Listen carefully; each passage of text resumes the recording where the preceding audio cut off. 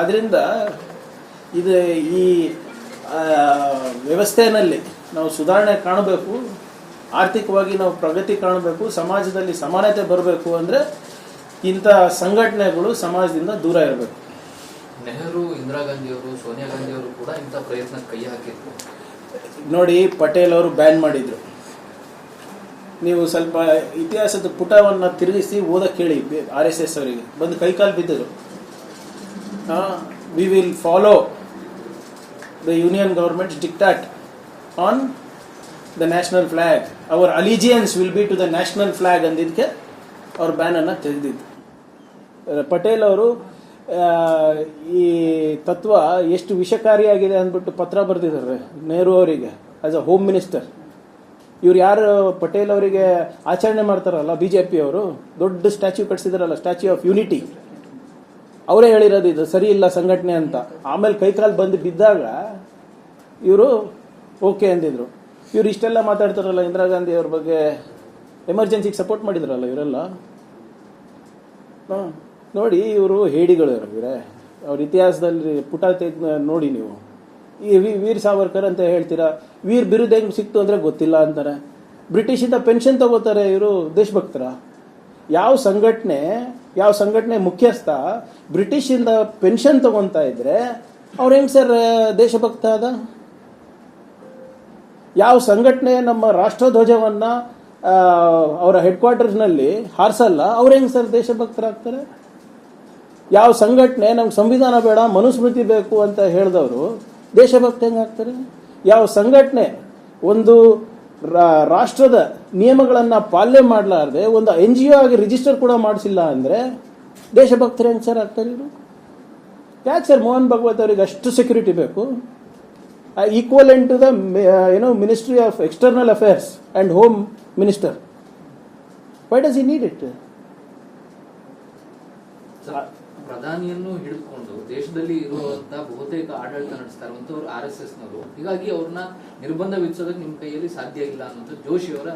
ನಾನು ನಿರ್ಬಂಧ ಎಲ್ಲ ಹಾಕ್ತಾ ಇದ್ದೀನಿ, ಆಚರಣೆ ಮಾಡಲಿ ನಿಮ್ಮ ಮನೆಯಲ್ಲಿ.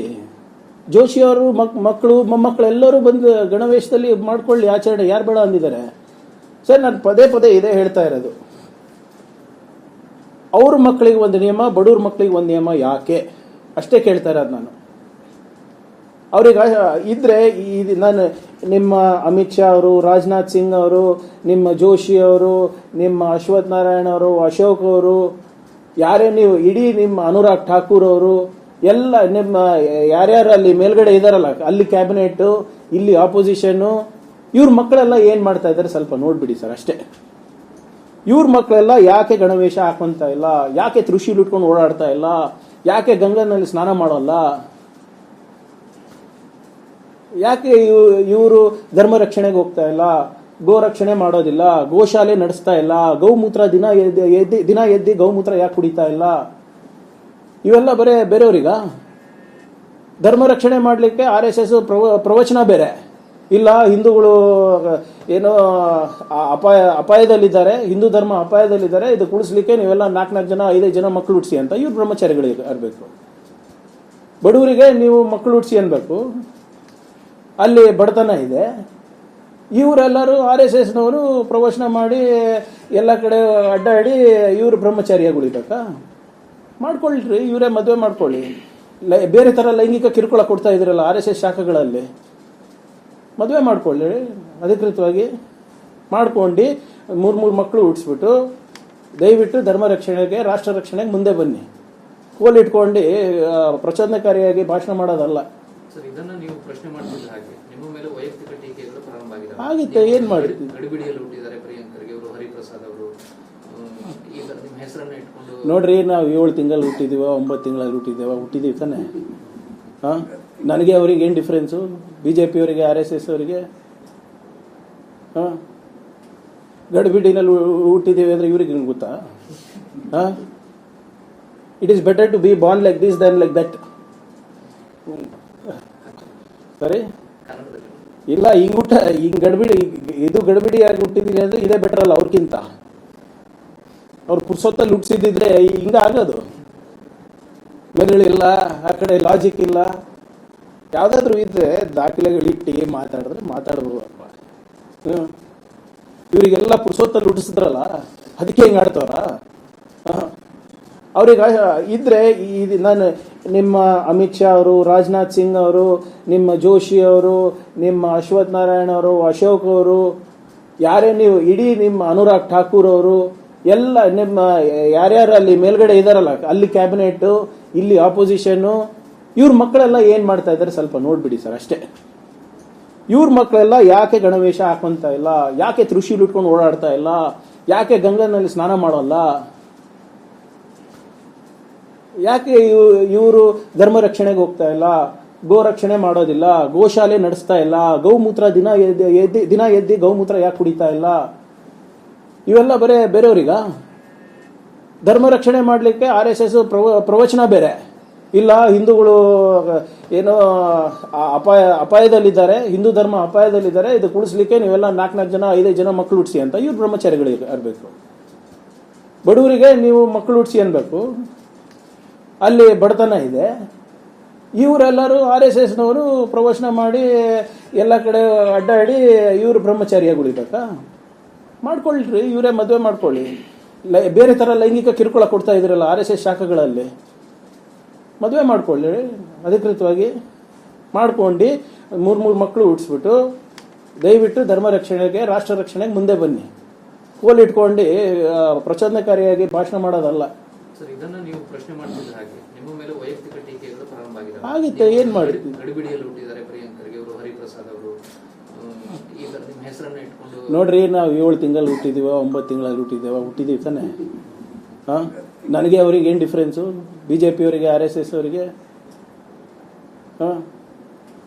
ಗಡಿಬಿಡಿನಲ್ಲಿ ಹುಟ್ಟಿದ್ದೀವಿ ಅಂದ್ರೆ ಇವ್ರಿಗೆ ಗೊತ್ತಾ? It is better to be born like this than like that. ಸರಿ ಇಲ್ಲ, ಹಿಂಗ್ ಗಡಿಬಿಡಿ, ಇದು ಗಡಿಬಿಡಿಯಾಗಿ ಹುಟ್ಟಿದೀನಿ ಅಂದ್ರೆ ಇದೇ ಬೆಟರ್ ಅಲ್ಲ ಅವ್ರಕ್ಕಿಂತ. ಅವ್ರು ಪುರ್ಸೊತ್ತಲ್ಲಿ ಹುಟ್ಟಿಸಿದ್ರೆ ಹಿಂಗ ಆಗೋದು. ಮೆದುಳು ಇಲ್ಲ, ಆ ಕಡೆ ಲಾಜಿಕ್ ಇಲ್ಲ. ಯಾವ್ದಾದ್ರು ಇದ್ರೆ ದಾಖಲೆಗಳಿಟ್ಟು ಮಾತಾಡಿದ್ರೆ ಮಾತಾಡ್ಬೋದಪ್ಪ. ಇವರಿಗೆಲ್ಲ ಪುರ್ಸೊತ್ತಲ್ಲಿ ಹುಟ್ಟಿಸಿದ್ರಲ್ಲ, ಅದಕ್ಕೆ ಹಿಂಗೆ ಆಡ್ತವ್ರ? ಇನ್ನೊಂದು, ಈಗ 2002ರಲ್ಲಿ ಮಲ್ಲಿಕಾರ್ಜುನ್ ಆಗ್ಲೇ ಸಚಿವರಾಗಿದ್ದಾಗ ನೋಡಿ, ಗೃಹ ಸಚಿವರಿಗೆ ಇಟ್ಕೊಂಡು ನಿಮ್ಮ ವಿರುದ್ಧ ಟೀಕೆ ಮಾಡ್ತೀನಿ. ತಂದೆಯವರೇ ಶಾಖೆಗೆ ವಿಸಿಟ್ ಮಾಡಿ ಅವ್ರಿಗೆ ಕಾರ್ಯಗಳು ಹೊಗಳಿದ್ರು ಅಂತ ಬರ್ದಿದ್ದಾರೆ. ಅವ್ರು ಹೇಳಿದಲ್ಲ ನಿಜಾನಾ? ಅವ್ರು ಹೋಗಿ ಅಲ್ಲಿ ತಾಕೀತ್ ಮಾಡಿದ್ದಾರೆ ಆಸ್ ಹೋಮ್ ಮಿನಿಸ್ಟರ್. ನೀವು ಶಿವಾಜಿನಗರ್ನಲ್ಲಿ ಮಾಡ್ತಾ ಇದ್ದೀರಾ, ಇದು ಕಮ್ಯುನಲಿ ಸೆನ್ಸಿಟಿವ್ ಝೋನ್ ಇದೆ, ಏನಾದರೂ ಹೆಚ್ಚಾಕ ಬಾಲಾಗಿಲ್ಲ ಬಿಚ್ಚಕ್ ಹೋದ್ರೆ ಇಲ್ಲಿ ನಾವು ನಿಧಿನಿ ಅಂತಾನೆ ಹೇಳಕ್ ಹೋಗಿರೋದಲ್ಲಿ. ಯಾರ ಜೊತೆ? ಅವಾಗಿನ IPS ಆಫೀಸರ್ ಇದ್ರು, ಸಾಂಗ್ಲಿಯಾನವರು, ಅವ್ರ ಜೊತೆ ಹೋಗಿದ್ರು. ಅದ್ರ ಹಿಂದೆ ಫೋಟೋ ಸರಿಯಾಗಿ ನೋಡಿ. ಇನ್ನ ಕೆಲವು ಅಧಿಕಾರಿಗಳು ಯೂನಿಫಾರ್ಮ್ನಲ್ಲಿದ್ದಾರೆ. ಅದೇ ಇವ್ರು ಸುಳ್ಳ್ರಿ, ಎಲ್ಲಾನು ಸುಳ್ಳು. ಸಾವರ್ಕರ್ ವೀರು ಸುಳ್ಳು, ಇವ್ರ ದೇಶಭಕ್ತರು ಸುಳ್ಳು, ಇವ್ರ NGO ಅನ್ನೋದು ಸುಳ್ಳು, ಖರ್ಗೆ ಸಾಹೇಬ್ರಲ್ಲಿ ಶಾಖಾಗಿ ಹೋಗಿದ್ರಂತ ಅದನ್ನೂ ಸುಳ್ಳು. ಹೋಗಿ ಮುಖದ ಮೇಲೆ ಊದ್ ಬಂದಿದ್ದಾರೆ, ಅದು ಹೇಳಲ್ಲ ಇವರು. ನಿನ್ನೆ DK ಶಿವಕುಮಾರ್ ಅವರು ನಮ್ಮ ಸುವರ್ಣ ನ್ಯೂಸ್ ಇಂಟರ್ವ್ಯೂ ಸುವರ್ಣ ನ್ಯೂಸ್ ಇಂಟರ್ವ್ಯೂನಲ್ಲಿ ಹೇಳಿದ್ದಾರೆ, ಅಧಿಕಾರ ಹಂಚಿಕೆಗೆ ಶಾಸಕರ ಬಲ ಮುಖ್ಯ ಆಗಲ್ಲ, ಹೈಕಮಾಂಡ್ ಯಾವ ತೀರ್ಮಾನ ತೆಗೆದುಕೊಳ್ಳುತ್ತೋ ಅದೇ ಫೈನಲ್ ಅಂತ. ಈಗ ಎಲ್ಲರೂ ಅದೇ ಅಂತ ಹೈಕಮಾಂಡ್ ತೀರ್ಮಾನಗಳು ಹೇಗೆ ತಗೊಳುತ್ತೆ? CLP ಅವ್ರಿಗೆ ಎಲ್ಲ CLPಗೆ ಮಾತಾಡಿ ತಗೋತಾರೆ, ಎಲ್ಲ ಶಾಸಕರಿಗೆ ಕೇಳ್ತಾರೆ, ಮಾಡ್ತಾರೆ. ಅದಾದ್ಮೇಲೆ ಎಲ್ಲ ತೀರ್ಮಾನಗಳಾಗೋದು.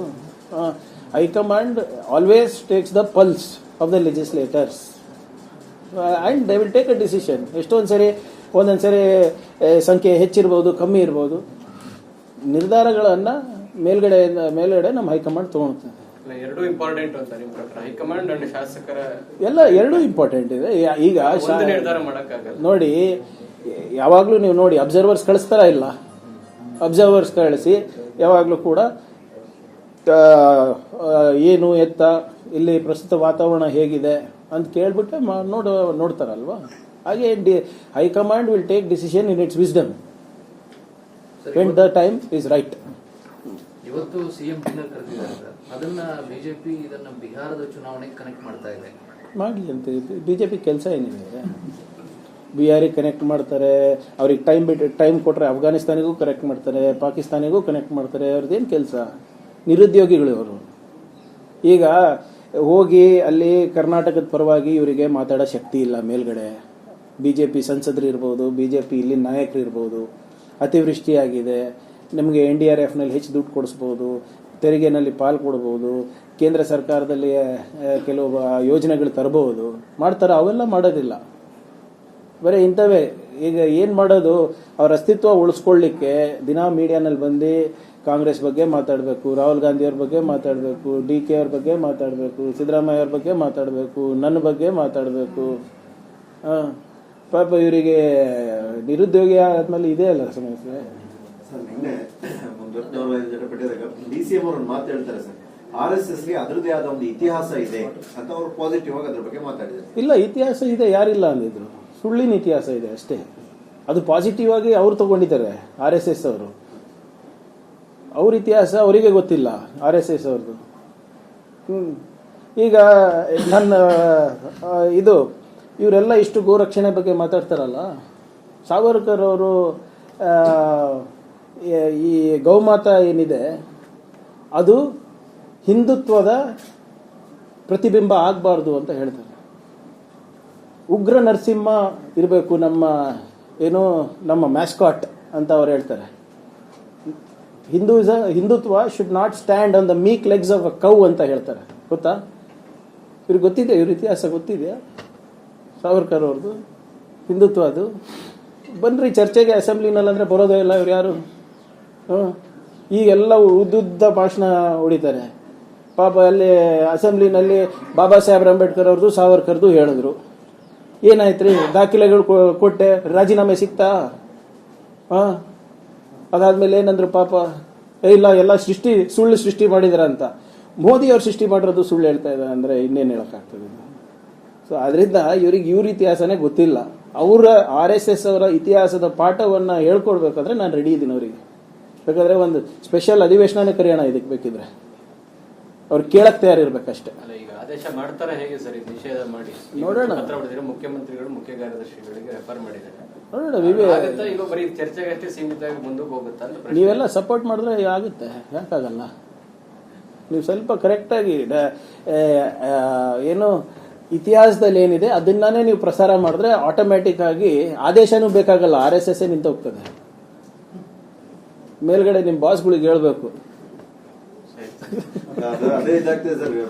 DCM ಅವರು ಇತಿಹಾಸ ಇದೆ ಅಂತ ಹೇಳ್ತಾರೆ, ಪ್ರಿಯಾಂಕ್ ಖರ್ಗೆ ಅವ್ರು ನೋಡಿದ್ರೆ ಇದನ್ನೆಲ್ಲ ಇತಿಹಾಸ ಇದೆ, ಯಾರಿಲ್ಲ ಅಂದಿದ್ದು. 100 ವರ್ಷ ಇತಿಹಾಸ ಇದೆ ಅವರಿಗೆ. ಸುಳ್ಳಿನ ಇತಿಹಾಸ ಇದೆ, ದೇಶ ವಿರೋಧಿ ಚಟುವಟಿಕೆ ಮಾಡುವಂತ ಒಂದು ಇತಿಹಾಸ ಇದೆ, ಗಾಂಧೀಜಿ ಅವರ ಯಾವ ರೀತಿ ಕೊಂದಿರೋದು ಇತಿಹಾಸ ಇದೆ, ಸಮಾಜದಲ್ಲಿ ಕೋಮದ ವಿಷ ಬೀಜವನ್ನು ಬಿತ್ತಿರೋ ಇತಿಹಾಸ ಇದೆ. ಯಾರಿಲ್ಲ ಅಂದಿದ್ದು. ಆದ್ರೆ RSS ಅವ್ರು ಏನಂತ ಇದ್ದಾರೆ ಅಂದ್ರೆ ಅವ್ರ ಇತಿಹಾಸ ಬಹಳ ಎಲ್ಲ ಜನರಿಗೆ ಪ್ರೇರಣೆ ಮಾಡ್ತಾ ಇರೋದಂತ. ಇಲ್ಲ, ಅದು ಇವಾಗ ವಾಟ್ಸ್ಆಪ್ ಇತಿಹಾಸ ಈಗ ಸೃಷ್ಟಿ ಮಾಡ್ತಾ ಇರೋದು. ಅವ್ರ ಹಳೆ ಇತಿಹಾಸ ತೆಗೆದು ನೋಡಿ, ಕರೆಕ್ಟಾಗಿ ಗೊತ್ತಾಗ್ತದೆ. Okay sir.